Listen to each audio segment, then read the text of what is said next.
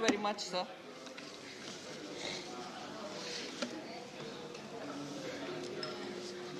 Thank you for giving me this opportunity to respond on the discussion which has been held here, sir. I thank all the participant members who have gotten into good details of the budget, sought clarification, also critically described what has come through in the budget. But I'll take this opportunity to highlight some of the features and also very clearly speak about why this budget has prioritized on some things whilst explaining the doubts that the members have expressed. So we went in for a budget which would stand for continuity, which will be bringing in stability to the economy and predictability in taxation, and also a vision for India at 100. So the continuity point which is very critical at a stage when the economy is coming out of the pandemic, focused on growth. The last budget also, we had focused on growth because that's how we could get people out of the difficult situation that we had gone into because of the pandemic. And that growth focus continues in this budget as well. One other thing which continues with the growth focus is in order to attain the growth, we wanted to undertake public expenditure in building infrastructure for a modern India, 21st century India, and an India which is going towards India at 100. So there was a philosophy or a guiding principle of PM Gati Shakti, which was put in as one of the ways in which the infrastructure spending from the public hands would be guided. That guidance which comes from the PM Gati Shakti was essentially because we needed to bring in greater synergy. We wanted to bring in greater complementarity between the various infrastructure spending that we are undertaking, because it's not to say that the infrastructure spending has never happened in this country. It has happened. But what we find over the decades, that each project by itself, standalone in its nature, hadn't given the benefit or the multiplier which such an investment should have given us. So you brought in a manufacturing zone, or you built a road somewhere, a highway somewhere, but unfortunately the synergy which had to come through hadn't come through, or partly came through, but actually maximization was not possible. And therefore we thought, if there is a greater synergy between all these public expended infrastructure projects that are being created, it should be to the point of maximizing the outcome of such infrastructure which is getting built, at least in the forthcoming 25 years, the Amrit Kal that we talk about, leading India towards 100. And therefore the Gati Shakti guiding us for building infrastructure all across the country, being the focus and the continuity from last year on infra as an instrument for giving the stimulus to the economy. So I said the budget aims at continuity. The continuity is in giving the stimulus through public expenditure. We also wanted to underline the stability and sustainable recovery that we so need now. At a time when the economy has to grow and grow at a good pace, it is important for the economy also to be stabilized. The sustainable growth is what is going to ensure that India remains on the top, and unless that level of growth is maintained, we are not going to be having the trickle-down effect of the economy and the benefits of the economy reaching the poorest of the poor. So stable and sustainable recovery was one of the important motives and objectives of this budget, for having been drawn it the way we have drawn it. policy prescription for it had already been given in the last budget. Again, the continuity principle guides us even in that, so that disinvestment or privatization or ease of doing business, and also adapting technology in all our fields of governance, whether it is digital, getting good access to the remote areas, whether it is digital related to financial inclusion, whether it is digital inclusion for the sake of medical and health facilities, and digital for also education. So that technology and digital adaptation are also the instruments through which we want to work during this Amrit Kal, so that India at 100 would have the lead advantage which many countries are just starting to do. We would be leading in that field of digital technology and technology adaptation, leading to better transparency in governance and accountability also. These are two very important, other than the fact that it is easing common man's financial inclusion process or education or health related matters. It also shows in a very transparent manner how governance takes place in this country. So technology for the sake of all these benefits are also being prioritized in this budget. One example of that is bringing in drone as a instrument or as a very effective tool for improving and modernizing India's agriculture. Now, when you bring in drone, it has got several adaptations. Some members, Amar Patnaik and others, spoke about what are we doing about agriculture. By bringing in drone, we are able to bring in efficiencies in the use of fertilizers, in the use of pesticides, and also making a good technology-driven assessment of the crop density, and also possibly predicting the output, the size of the output. Also to get the contours of the field and so on. The drone technology today also has the potential for our rural youth to get into this field, for which we have given a training, skilling program, which will run for a few years when people can become adept at using drone technologies, so that our agriculture can benefit from such a development. Startups are being encouraged. We saw that nowhere else in the globe, the robust way in which startups are coming out in this country. Nearly 45 of them have now come between 2021 as unicorns. They've benefited because access to funds are made easy in India. India's own funds, PE funds and VCs, are now able to support them, and therefore a lot of youth who believe in innovation, who have ideas, who can create employment, who are able to give instant solutions for our legacy problems, whether it is housing, whether it is laying of roads, whether in storage of grains, such critical ideas with which they are now contributing to the economy and bringing in a newer signature to the Indian economy are being supported in this budget as well as last, and the last year's support to the startups have shown tangible results for all of us to see. And in that sense, even this budget therefore also announces a committee, high-level committee to be formed for understanding how best we can have more resources within India through the PEs and also venture capital funds for enabling more such funding of startups and other business ventures, which will be for our own youth, for our own monies, and for our own economy to speed up in terms of achieving higher growth. So the budget, sir, actually speaks of stability. It continues some of the policies of last year, and that policy will guide us towards next 25 years. We will see modern infrastructure. I didn't think I said anything which is going to amuse any one of us, sir. India's 25 years, the coming 25 years are going to be important. No wonder we are calling it as Amrit Kal. And these 25 years, if there is no vision... Please. If we do not have a vision for India at 100, sir, we will suffer similarly as was the first 70 years when 65 years were with the Congress.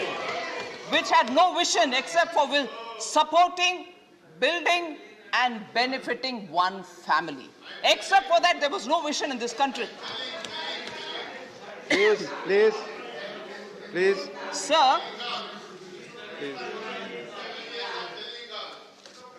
Please, so I'll come about what Kal it is, sir. It is Amrit Kal, but I'll also explain a bit on it a bit later. If only our opposition members have a bit more patience, I'll make it interesting for them on that also.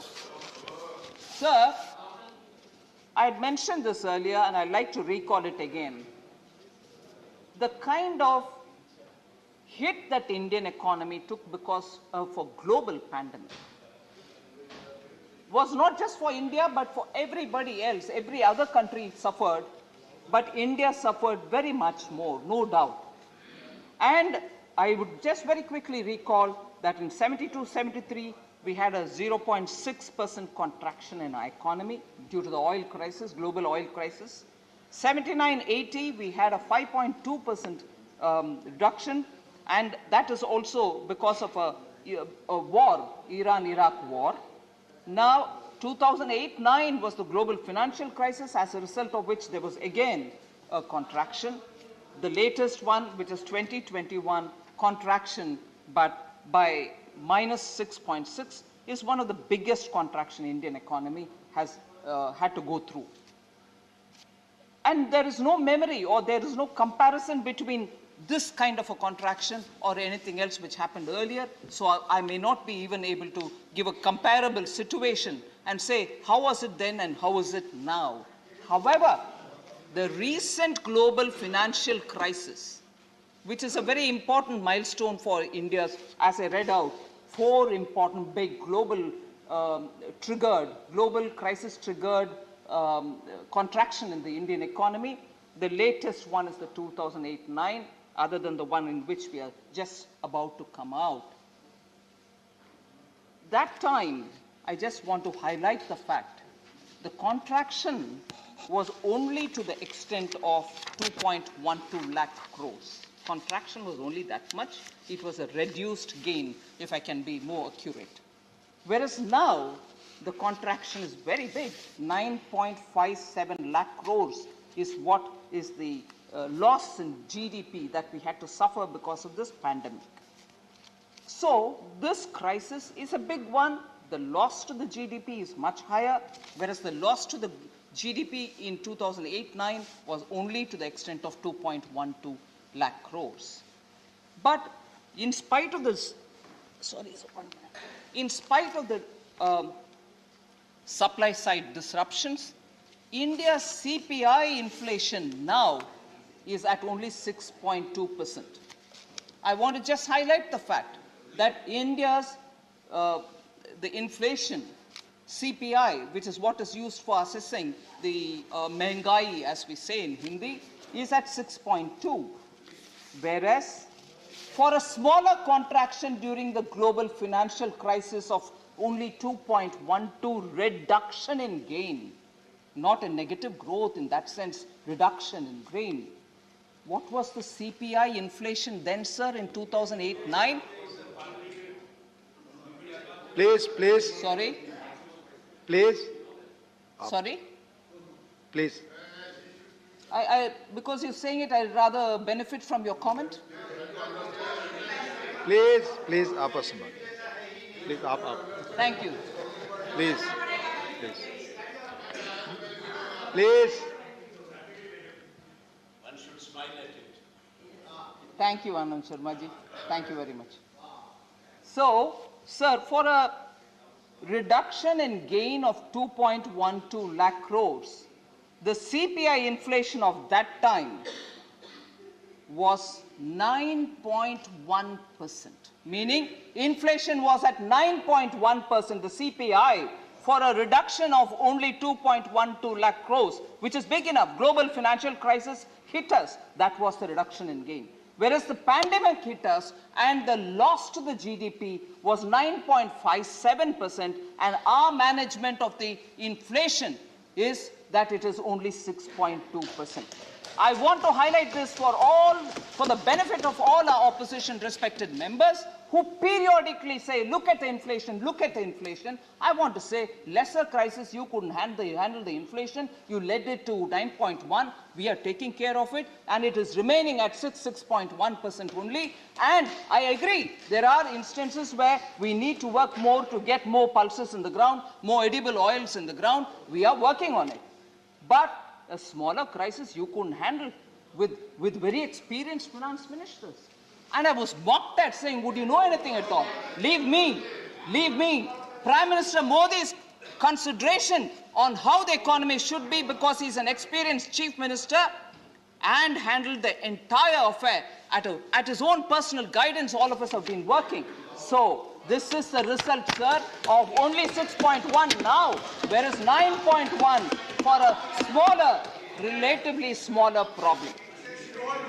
Please, Mr. John. I've admitted about that, John Bertas ji. Please. We know that ground level, if we need to do more, we shall be doing more. And thank you for reminding me that I have to go to the market. All right? Sir.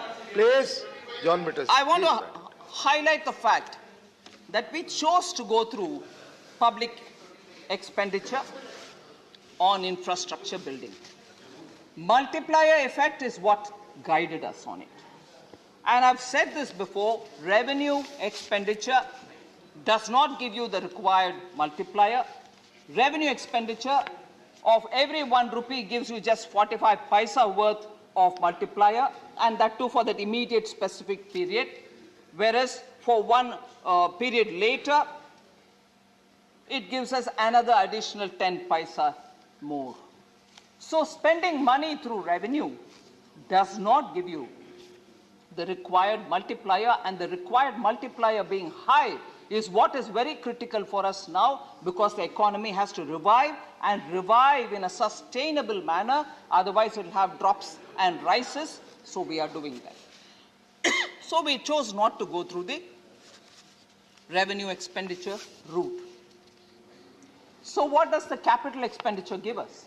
For every 1 rupee spent on capex, you get 2 rupees 45 paisa worth of multiplier in the immediate specific period, and for 1 period later, you get nearly 3 rupees 14 paisa worth of. That is, over time, you get 3 rupees 14 paisa worth of multiplier. It is a clear distinction between what gives you better multiplier, and therefore whether you want to go through the revenue route or whether you want to go through the capital route is so obviously before us, and therefore to sustain the growth we had to choose spending through public capital expenditure. And that is why the money which has been given from 5.51 lakh crores, 5.54 lakh crores, we've gone to 7.50 lakh crores in this budget for capital expenditure for building infrastructure. So there was a small discussion on the figures given by the economic survey being very different from what it is in the government's budget speech.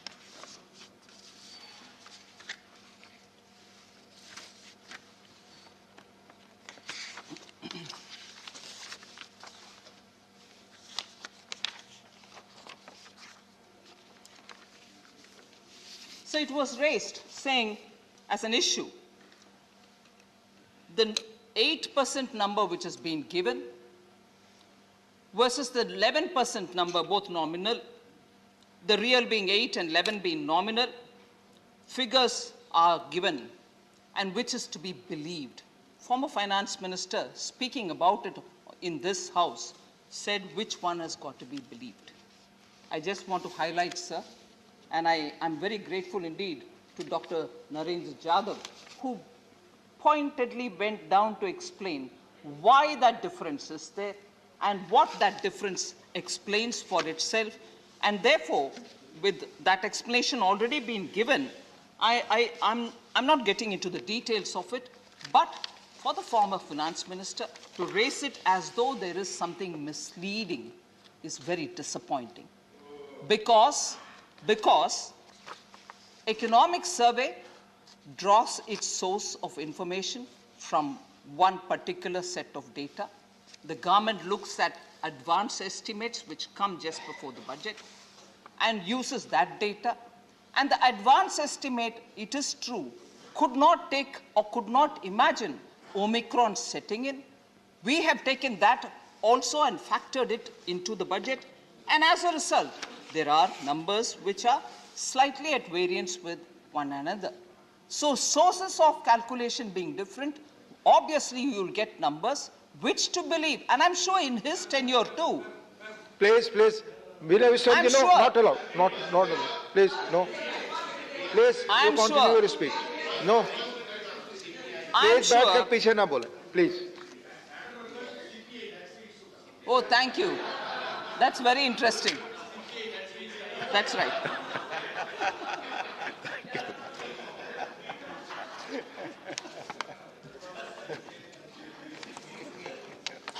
He woke up just now. So therefore, sir, the number sources of data being different and also largely in the range of the numbers that all of us are talking about does not cause any sense of worry. And I'm sure economic surveys were prepared during his term as finance minister as well. And I don't think a dicto copy between finance ministry and economic survey, which is at an arm's distance, should also be aspired for. Opinions in economy do come from different sources. So long as they are diametrically not different, I think for us to raise doubts about its credibility is only attempting to mislead. So I leave it there.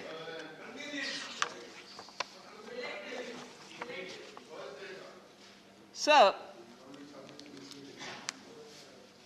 there were quite a number of members who spoke about various issues. I've clubbed them together on the head of the issue rather than by each member to go and answer every one of the questions. But I've grouped it all together.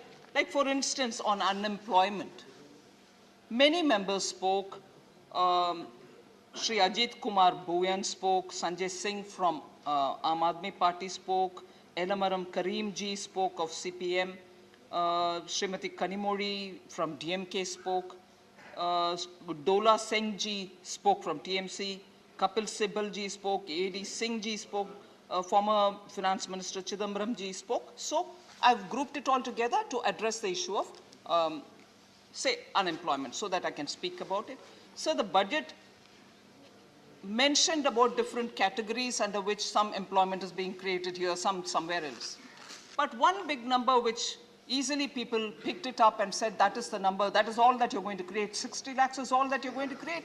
Sorry, I think what got missed out in that is PLI, which is being now given for 14 sectors. We are describing each PLI scheme which is being given for different sectors, and this one where we spoke about PLI, for the PLI driven exercises we said a 60 lakh number. That doesn't